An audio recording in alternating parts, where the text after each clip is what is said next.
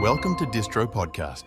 On today's episode, we have our guest, Anuj, who is the CEO and founder of On Finance AI. We're excited to get to know you today and hear about your story, what you're doing with On Finance, and then get some insight into, building your team and finding some amazing team members.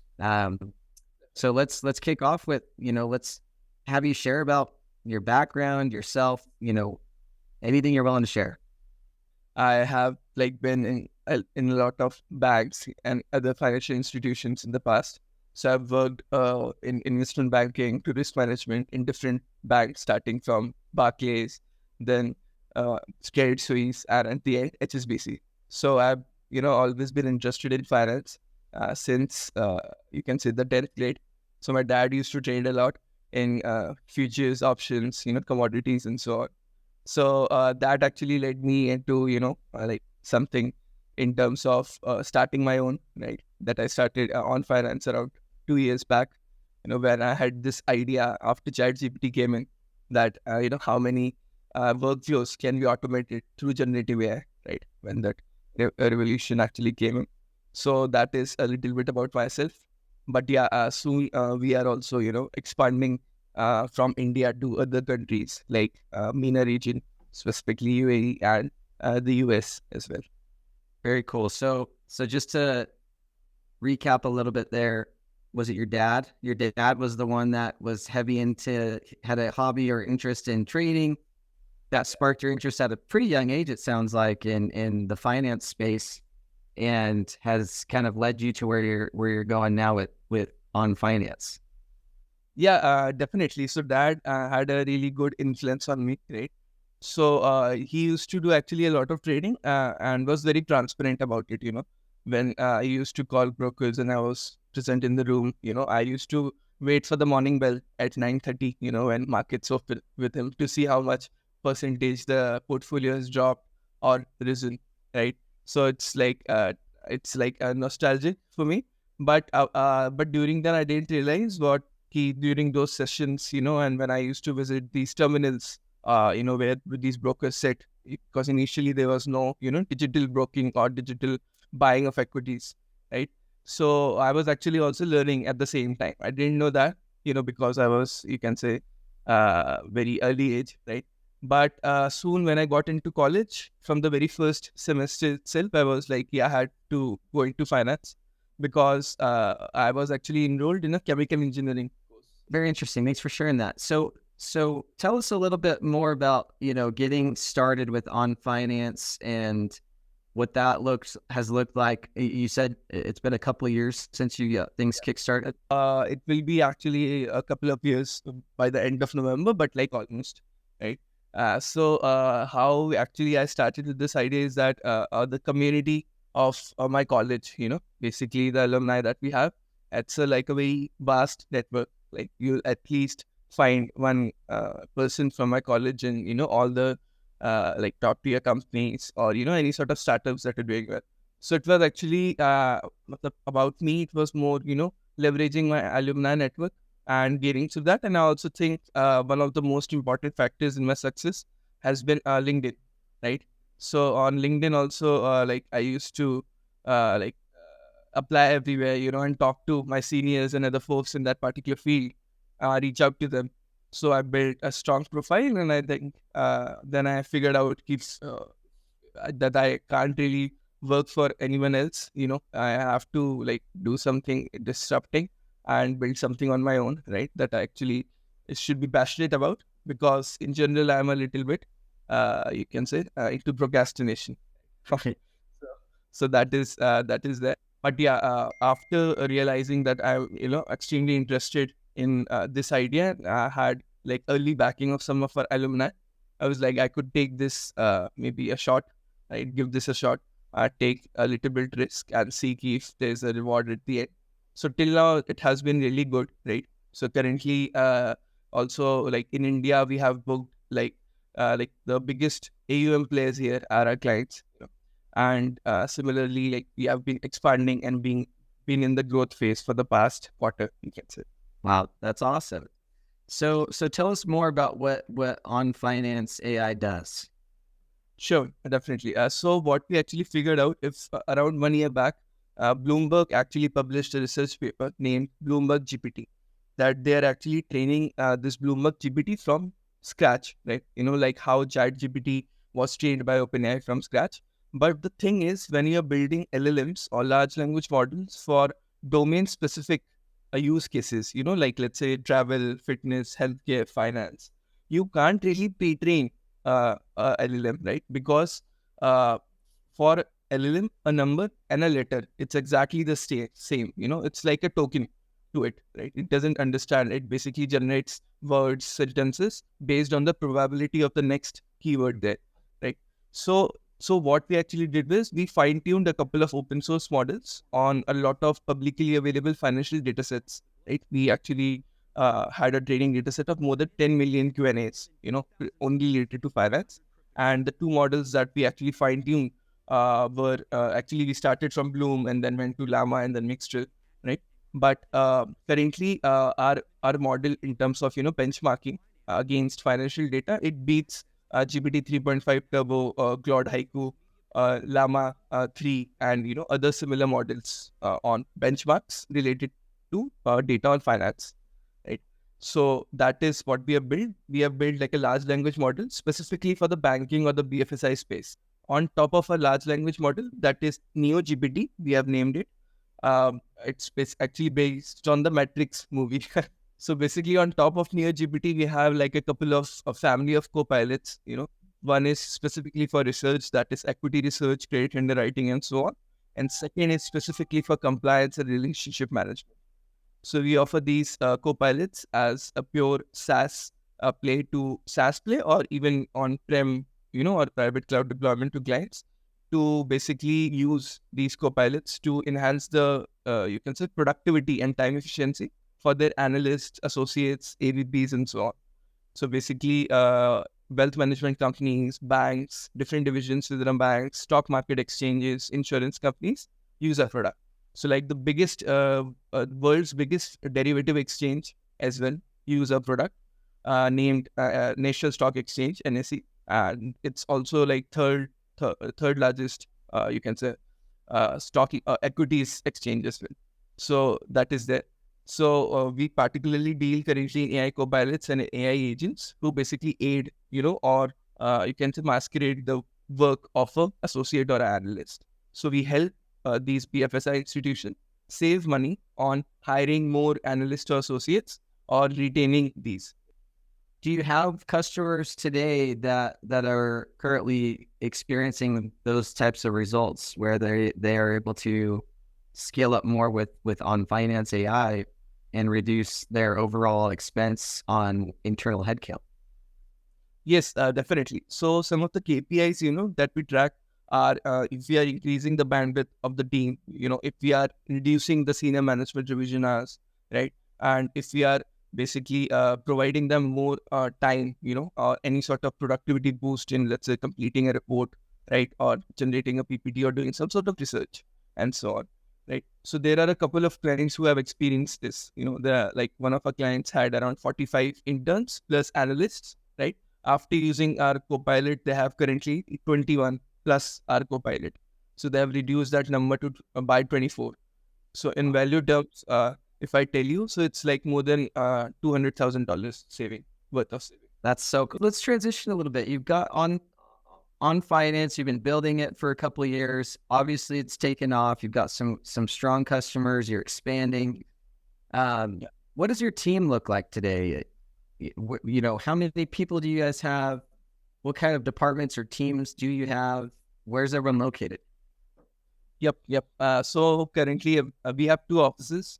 One in the tech capital of India, which is Bangalore, right? And second in the financial capital of India, which is Mumbai. So, we have clients in Mumbai. That's why the product and sales guys sit out of there. And because Bangalore, it's very easily accessible to, a lot of good talent, specifically in the tech space. So here we have all our AI engineers, research engineers, and so on. So our team size is currently around 20 people, out of which 15 we have like AI engineers, and the rest 5 are on the product design and sales side. So I also have a co-founder who is the CTO.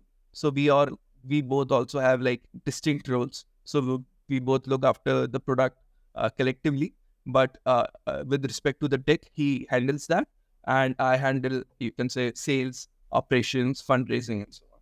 That's awesome. So pretty much everyone's located there in India. How have you gone about finding these team members? Because early on in any startup, your early team members are like branch off of a co-founder. They're all super very, very important, vital to the success moving forward. Yeah. How have you found these team members? Definitely. So that's a very good question. And when people are building a company, they think once they have a funding, or something like that, they could build a good team, and it would sustain and so on. But, finding a right fit of a team, which could be, like your founding members or like a very early team, is tough, right? So we have like gone through, you can say, at least 4 to 5 iterations, of our founding team itself, and also our early employees. But the current stages where, we see all of our people which are working, with us, are very committed to the cause, right? They genuinely feel from their heart that they want to, contribute and work for it. So that is there. But initially what we did was we started, looking at the alumni uh, of our college, or also at, some of the interns that we could get from third year or fourth year wise and so on, right?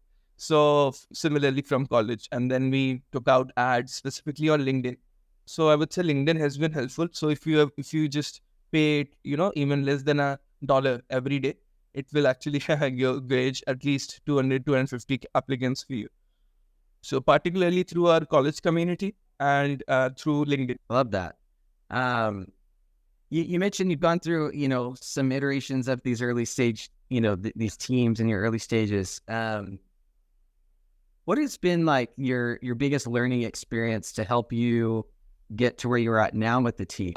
I imagine you probably have some really strong team members now compared to earlier on. So what I realized was the team will keep on changing. What remains constant is you and your co-founder. But apart from that, I just want to say that how we operate is that, the experience also with me. So we have like some senior guys as well in the team, right? So the average team size, the average age of our team is around 24 years, right? And I'm like the second oldest there, and I'm 27, right? So basically, what we aim to get, from these guys is that first, if they are extremely, you can say, passionate, or you can just say if they have the attribute of taking ownership, right, of a particular task.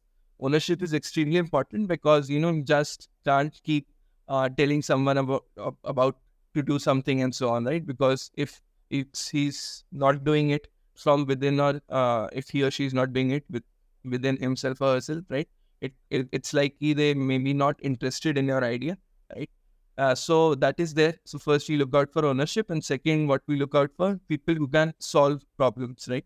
So there are a lot of problems out there, be it coming from expenses to coding, or debugging, anything like that.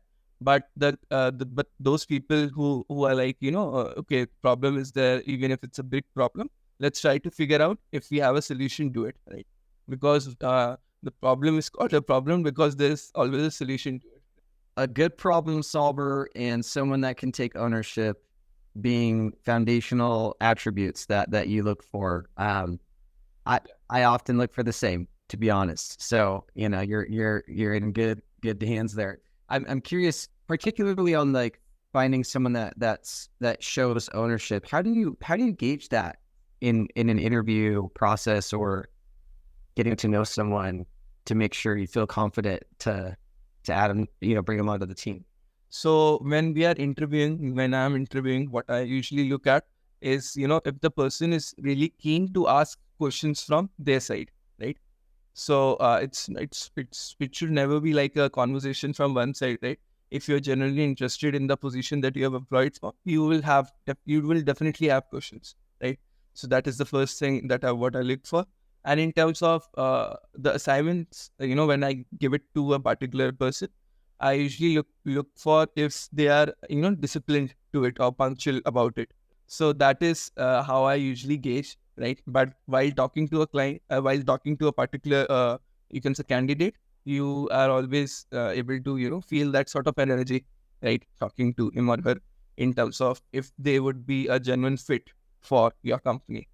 Very cool. So I got to know, have you ever worked with either at On Finance or maybe another company, but have you ever worked with or brought someone on that's not from your country, maybe from outside of your country, another country? Oh, yes. So there, actually, because we have done like 2-3 pivots, right? So we have definitely brought some people from some other country. So actually, our initial app was like a B2C app on equity and crypto. So there we have people from Nigeria also on our team. So we have like 7 people from Lagos. So 7 people out of them, 2 are full-time with us in Nigeria, remote, obviously. And then what we did was also in terms of we had, there's this website known as Fiverr. So there actually I have, met with some of the people who are outside India, but I haven't brought anyone full-time, in our team to work with us physically. Right, in US as well, what we actually did was for a couple of months, we had like a couple of sales consultants, who actually used to pitch our product to our personas in the US in different regions. For the most part, most of the founders or executives that we interview on the podcast have also had experience working with people outside of their respective countries. And when I've asked, like, why? Sometimes it's for cost savings, sometimes it's for one thing or another, but often the main reason is to bring some diversity in perspective and thought process, culture, and how that can help accelerate the mission forward, as well as just bring a different team dynamic. So what's that been like for you guys working with people outside of India and in these other countries? Definitely. So it has been a good experience, overall. So, because if you work with people with different mindsets, and belonging to different countries, they must have had different conditions there, or their maybe thought process is different than yours because of the situation there, and so on. So it has been good because there you get a lot of opinions, a lot of different opinions about, be it your product, about be it your feedback, about your strategy, and so on. Before we wrap up, I'd love to hear what's your, you could either share like a some words of advice or a lesson learned. What's been what's made the biggest impact for you in building a strong team with your current venture of On Finance AI? Definitely. So, in terms of what we have built and what have we achieved till now, right? So all the credit goes to the team itself, right? Be it the engineering team or the product team and so on. So what my perspective is that in terms of whatever you believe, in terms of whatever the vision is, it's very, very important that your team actually believes about that vision as well. So that has been like really good, right? And the good thing is key, sometimes when you're a founder, it's also about keeping a very good environment, within your team members, because that actually enhances their productivity, right? So there also you learn about different human natures on how to actually correlate between them, and set up some sort of soothing environment for them so that they can work in peace and deliver on time. Yeah, I'm a big advocate for that myself, and more often than not, you see beyond just like a return on investment with your people, you're much more. It brings a lot more positive culture and ability and opportunities to connect with people, which ultimately is the intangible value. There's no price point on that. It's awesome. Well, it's been great getting to know you. Thank you for sharing some of your story and sharing about finance. Thank you for sharing about building your team. Yeah. Awesome. Okay. Thank you. Go ahead and wrap up with that.